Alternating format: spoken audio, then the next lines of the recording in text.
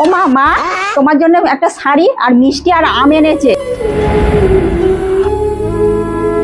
এই কাঞ্চিবরণ শাড়িটা তোমার দাদা এনেছে?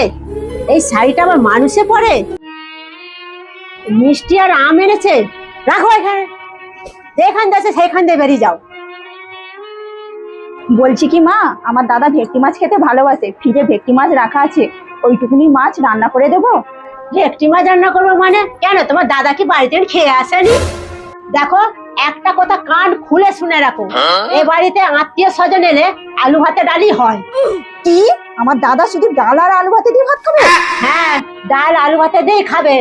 এটা আমার নিয়ম নয়, যুগ যুগ ধরে হয়ে আসছে এ বাড়িতে। আমার যখন শাশুড়ি ছিল, আমার বাপের বাড়ি থেকে লোক আসলে ওই ডাল আলু ভাতেই খাওয়াতো। তুমিও যাও, ডাল আলু ভাতেই করো। দাঁড়াও, চা করলে দুধ কম দিবে, জল বেশি দিবে, মনে থাকে জানো। फैमिली फैमिली देखती है वरना मैं ऐसे ऐसे 6 মাস পর। ও মা, মামা আসছে 1 ঘন্টার মধ্যে। মামা ফোন করেছিল। কি, আমার দাদা আসছে এ বাড়িতে, আমার কি আনন্দ। ও বৌমা শোনো দেখি। কি বলো মা? শোনো, তোমার মামা অনেকদিন পরে আসছে, ঘরে গিয়ে চা করে যে, শুধু দুধের চা করবে, এক ফোঁটাও জল দেবে না। রাত্রিতে খাসি মাংসের ঝোল করবে, পাবদার ঝাল করবে, ইলিশ সর্ষে করবে। তাড়াতাড়ি যাও।